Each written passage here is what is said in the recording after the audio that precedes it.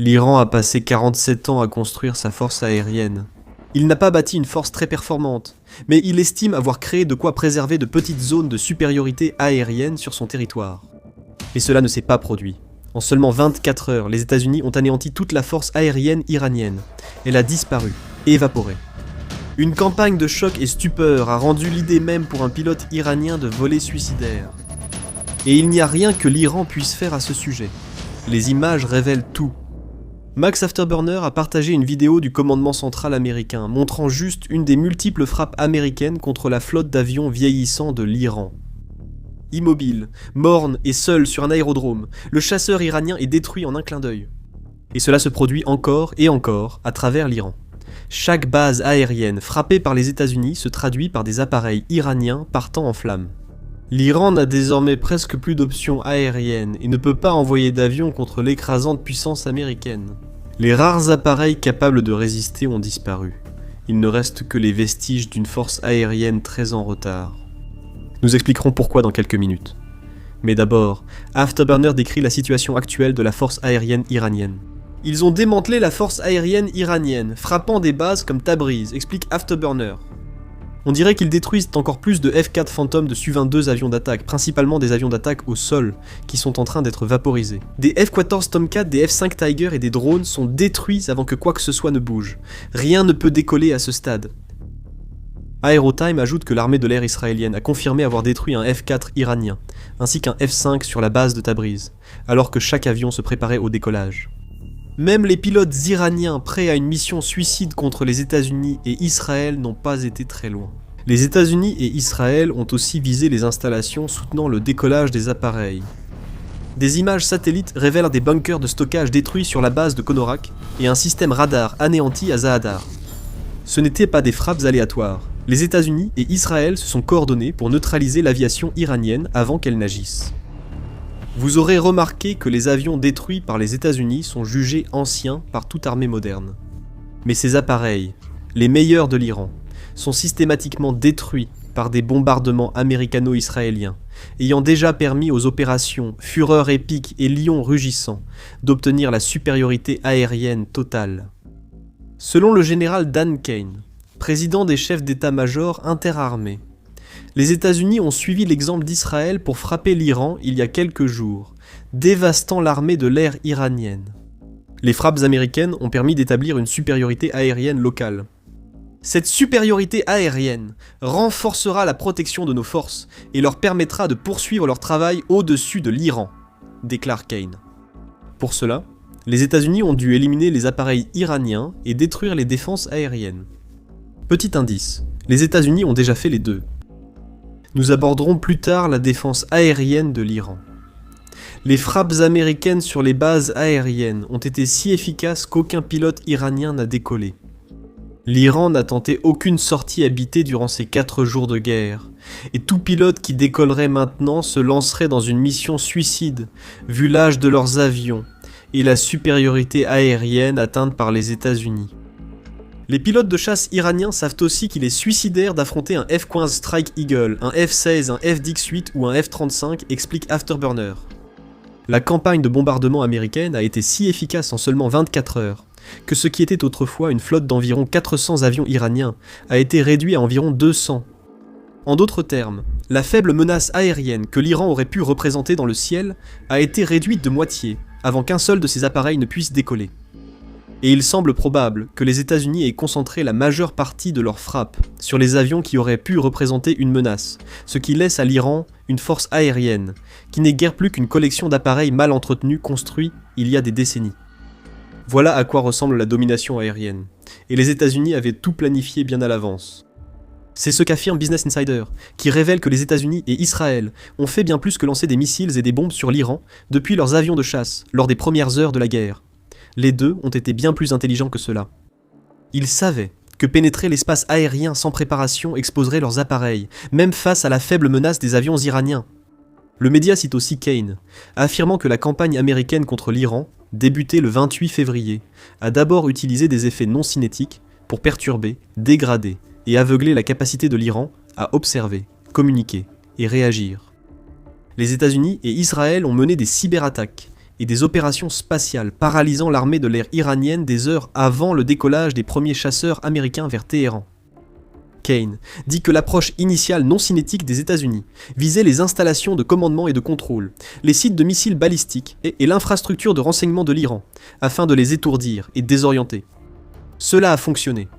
Avant même que l'Iran ne comprenne ce qui se passait, jusqu'à la moitié de ses appareils avaient été détruits, et les défenses aériennes censées les protéger, ainsi que d'autres points militaires clés, avaient totalement échoué à abattre ne serait-ce qu'un seul avion américain ou israélien.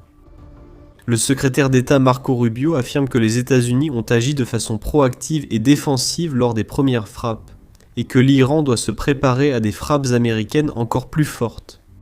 C'est ce que le régime iranien veut le moins entendre. Alors qu'il examine les débris de ses avions détruits, la perspective d'en voir arriver d'autres, alors que l'Iran est presque sans défense aérienne, est terrifiante. L'Iran se demandera comment tout cela a pu arriver. Comment ces plans soigneusement élaborés pour vaincre les États-Unis se sont-ils effondrés aussi rapidement? Il y a deux réponses à cette question. L'une concerne les défenses aériennes de l'Iran, et l'autre s'intéresse en détail à l'état de la force aérienne que le pays avait construite. Nous verrons la deuxième réponse plus tard dans la vidéo. Mais pour la défense aérienne, la réalité est dure pour l'Iran. Son réseau de défense aérienne a complètement échoué face aux frappes conjointes des États-Unis et d'Israël. Et c'est pourquoi des dizaines, voire même des centaines d'appareils iraniens ne sont plus aujourd'hui que des cratères dans le sol. Donald Trump a affirmé que les défenses aériennes, la marine, l'armée de l'air et la plupart des dirigeants iraniens ont disparu. Trump affirme également que la capacité de missiles de l'Iran est en train d'être réduite, ce qui inclut vraisemblablement aussi les missiles qui auraient été tirés par les systèmes de défense aérienne du pays. Nous avons eu un impact puissant. Presque tout ce qu'ils avaient a été détruit. Leur nombre de missiles baisse, a déclaré Trump le 3 mars. Dan Kane a souligné que les États-Unis disposent d'une telle supériorité aérienne que, selon lui, les défenses iraniennes sont si affaiblies que les pilotes américains volent presque impunément au-dessus de l'Iran. On observe cela avec les appareils américains entrant dans l'espace aérien iranien. Asia Times indique que les États-Unis envoient désormais des bombardiers B-1 lancés en Iran pour des frappes aériennes, remplaçant les B-2 Spirit utilisés plus tôt dans le conflit. Selon le média, cela montre une forte confiance que les missiles solaires longue portée iraniens ne sont plus une menace majeure pour les avions non furtifs dans certains couloirs. Ajoutant que les États-Unis et Israël se concentrent désormais sur la destruction du plus grand nombre possible de lanceurs érecteurs de transport iraniens, afin de neutraliser encore davantage ses capacités de défense aérienne. Des défenses aériennes affaiblies offrent plus d'opportunités aux bombardiers et chasseurs américains, ce qui entraînera presque inévitablement la perte de nouveaux appareils iraniens, en plus de ceux détruits par les États-Unis en 24 heures. La question doit être posée. Comment les défenses aériennes iraniennes ont-elles pu échouer de façon aussi catastrophique ? Nous allons y venir dans un instant. Mais avant cela, vous regardez The Military Show. Si vous n'êtes pas abonné, appuyez maintenant sur ce bouton. Concernant les défenses aériennes défaillantes de l'Iran, nous avons expliqué que les États-Unis ont mené une campagne non cinétique avant leur frappe, neutralisant probablement une grande partie des défenses iraniennes. Cependant, Army Technology révèle qu'il existe d'autres raisons pour lesquelles ces défenses ont complètement échoué à accomplir la seule chose pour laquelle elles avaient été conçues. Le média indique que les États-Unis et Israël ont mené des opérations électromagnétiques agressives, neutralisant les radars iraniens pour empêcher la détection des appareils et projectiles. Cette méthode a été associée à une approche plus cinétique, avec un partage des responsabilités entre les États-Unis et Israël. Les États-Unis ont mené les frappes contre les défenses aériennes, les centres de commandement et l'infrastructure militaire et logistique iranienne. Israël a ciblé les lanceurs de missiles balistiques et la direction iranienne. Cela a été grandement facilité sur le plan de la défense aérienne, parce que le corps des gardiens de la révolution islamique, ou CGRI, avait conservé environ 100 systèmes de défense aérienne, mais n'avait probablement pas beaucoup de missiles nécessaires pour utiliser ces systèmes à leur plein potentiel. L'un des problèmes de défense aérienne de l'Iran est l'utilisation généralisée de systèmes copiés dans son réseau. Oui, l'Iran détient des systèmes de défense aérienne russes et chinois, mais la majorité sont des versions rétro-conçues, selon Army Technology. Par exemple, le Bavar 373 iranien n'est qu'une imitation bon marché des systèmes S-300, que l'Ukraine détruit en grande quantité dans sa guerre contre la Russie. Le Yazar iranien n'est qu'une version rétro-conçue du QG-7 chinois, et on peut dire quelque chose de similaire du système Zubin iranien. Ce que l'on voit ici, c'est que l'Iran a essayé de s'opposer à deux des forces aériennes les plus puissantes du monde avec un réseau de défense aérienne rempli de copies médiocres des technologies d'autres pays. Cela s'est passé exactement comme on pouvait s'y attendre. Afterburner affirme actuellement que la supériorité aérienne américaine en Iran résulte de multiples phases de défense aérienne. L'Amérique doit désormais adapter son objectif pour garder sa supériorité, car certains missiles solaires restent opérationnels, selon Afterburner. Ils sortiront d'une cachette et lanceront un missile. Les États-Unis doivent rester prudents dans les airs. Les défenses aériennes iraniennes sont paralysées, mais pas totalement détruites. Elles étaient pourtant impuissantes, face à la campagne de choc et stupeur de 24 heures menée par l'Amérique contre la force aérienne iranienne. Il en était de même pour les avions iraniens, ce qui explique la seconde raison de la situation de l'Iran. La force aérienne iranienne était trop faible face à la puissance militaire initiale des États-Unis. C'était comme Mike Tyson frappant un vieil homme sans bras.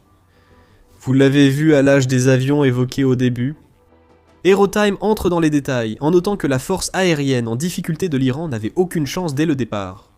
Le meilleur de ces avions de chasse comprend une flotte de 65 F4, 41 F14, 35 F5 et un assortiment d'appareils russes de l'époque soviétique, comme le Su-24 et le MiG-29.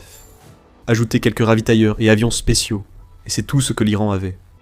Le pays ne dispose également d'aucune flotte de détection aérienne avancée, ce qui, combiné à l'échec total de ses défenses aériennes, signifie que le coup de poing de Mike Tyson s'est avéré être un coup en traître porté directement à l'arrière de la tête de l'Iran.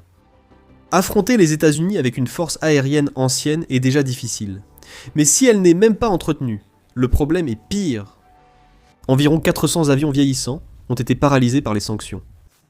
Et il manque de capacités modernes, selon Afterburner. L'armée de l'air iranienne comptait plus de 400 avions, il en reste bien moins aujourd'hui. Mais cela résume bien la situation, car même si les pilotes iraniens étaient assez imprudents pour essayer de prendre l'air avec leurs vieux avions de chasse, ils ne pourraient même pas faire confiance à ces appareils pour fournir les capacités limitées qu'ils sont censés avoir. De nombreux indices laissaient à présager cela, bien avant que les États-Unis ne déchaînent leur déluge de feu contre l'armée de l'air iranienne. En mai 2022, Iran International a indiqué que les nombreuses sanctions contre l'Iran avaient causé des accidents dans l'armée de l'air, entraînant plusieurs morts. En juin 2021, 2 pilotes iraniens sont morts sur la base de Dezful à cause de dysfonctionnements soudains de leurs sièges éjectables, avant même le décollage. Le général de brigade à la retraite Kiyumaz Haydarian, formé aux États-Unis et ancien pilote de l'armée de l'air iranienne avant et après la révolution de 1979, a expliqué clairement les raisons de cet événement. Les accidents surviennent partout et personne n'a pu les éliminer complètement. Cependant, un équipement complet réduit naturellement leur nombre, a-t-il affirmé. En d'autres termes, les sièges éjectables explosent d'eux-mêmes lorsqu'on n'a pas les pièces nécessaires pour les entretenir. En juin 2025, le National Interest qualifiait l'armée de l'air iranienne de désastre, notant que malgré de grands efforts pour maintenir quelques vieux avions en état de vol, ils seraient inefficaces face à une force aérienne moderne. Les sanctions sont encore responsables, car l'Iran doit gérer une flotte vieillissante et l'impossibilité d'entretenir la plupart de ses avions. Donc, le combat allait toujours se dérouler en faveur de l'Amérique. La raison pour laquelle les pilotes iraniens ne volent pas, c'est qu'ils n'ont pas l'équipement nécessaire. Ils ne l'avaient déjà pas, avant que les bombes et les missiles ne soient lancés, et ils ne l'auront plus jamais maintenant, que les quelques appareils qui auraient pu être utilisables pour l'Iran ont été détruits. Avant même les frappes américaines, le National Interest indiquait que seuls 50 à 60% des 400 avions iraniens étaient opérationnels, les autres servant de réserve de pièces détachées, à cause des sanctions. Ce combat était inégal dès le départ. Mais c'est ce qui arrive quand on a une flotte composée principalement de vieux appareils occidentaux, et un régime qui déteste l'Occident. C'est le bâton pour se faire battre, façonné par le régime même qui est en train de s'effondrer. C'est mordre la main qui vous nourrit. Avec sa force aérienne presque détruite, l'Iran ne dispose plus que de rares options aériennes, majoritairement sans pilote. Il a donc perdu des millions en appareils lors des frappes américaines, et doit aussi supporter le coût irrécupérable de la formation de pilotes qui ne voleront pas. Pourtant, les drones iraniens accomplissent plus que leurs avions. Al Jazeera rapporte que des centaines de drones iraniens ont ciblé des bases et des points militaires dans plusieurs pays du Golfe, dont l'Arabie Saoudite, l'Irak, le Koweït et les Émirats Arabes Unis. L'agence de presse russe TASS relaie les propos d'un soi-disant expert en aéronefs sans pilote nommé Dmitry Kouziakin, qui affirme que l'économie, comme toujours, est la principale arme de toute guerre, et qu'ici, elle est du côté de l'Iran. L'Iran peut indéfiniment transformer la guerre grâce aux drones. C'est exagéré. Les États-Unis dépensent bien plus que le coût de fabrication d'un drone pour leurs missiles de défense aérienne Patriot. Si l'on considère l'économie, combiner sanctions et destruction des moyens de production de drones iraniens par les États-Unis et Israël laisse penser que la stratégie iranienne basée sur les drones pourrait durer moins longtemps que ne le dit l'analyste russe. Ah, et ce n'est pas comme si les États-Unis n'avaient pas leurs propres drones. Si le régime iranien parvient d'une manière ou d'une autre à survivre à l'assaut qu'il subit en ce moment, les États-Unis peuvent facilement lancer la production de drones kamikazes et d'intercepteurs pour mener une bataille de représailles si nécessaire. L'Iran doit affronter une réalité. Le temps est compté pour sa défense. Tout ce qui lui reste, ce sont des drones et des stocks de missiles qui s'épuisent, car sa force aérienne, ainsi que tous les autres aspects de la stratégie asymétrique destinée à être lancée contre les États-Unis, sont en ruine. L'Iran cherche toujours à garder une menace présente. Des avions de chasse brûlent sur le tarmac, tandis que l'Iran menace de frapper l'Europe si elle rejoint la guerre aux côtés des États-Unis. Mais les États-Unis, et sans doute l'Europe, savent que ces menaces deviennent de moins en moins crédibles. L'Iran n'est pas en position de commencer à les lancer. Selon Trump, toutes les portes de sortie que les États-Unis auraient pu offrir il y a quelques jours ont été retirées. Ils veulent discuter, a affirmé Trump à propos de l'Iran. J'ai dit, trop tard. Mais Trump doit s'entretenir avec les restes du régime iranien le 8 mars, apparemment à la demande du régime. Un drapeau blanc sera probablement présent. Que les États-Unis acceptent ou non la reddition de l'Iran, et que le régime iranien s'entête à croire qu'il peut encore négocier, cela ne sera révélé que ce week-end. En attendant, l'Iran continuera de proférer des menaces. Mais avec quelle force? Certainement pas une force aérienne, ça c'est sûr. Avec la moitié de sa flotte disparue, et le reste probablement au sol, l'Iran a cédé son espace aérien aux États-Unis et à Israël, le tout en seulement 24 heures. L'Iran ne peut même pas se rassurer en pensant que les États-Unis ont utilisé l'unique missile qui a révolutionné le combat aérien contre ses chasseurs. Comment le pourrait-il? Les chasseurs iraniens n'ont même pas volé. Ce missile mérite attention. Si vous voulez en savoir plus sur une arme que les États-Unis auraient pu et pourraient encore utiliser contre l'Iran, regardez notre vidéo. Et si vous avez apprécié cette vidéo, n'oubliez pas de vous abonner à The Military Show pour suivre chaque développement de la guerre en Iran. Et merci de nous avoir regardés.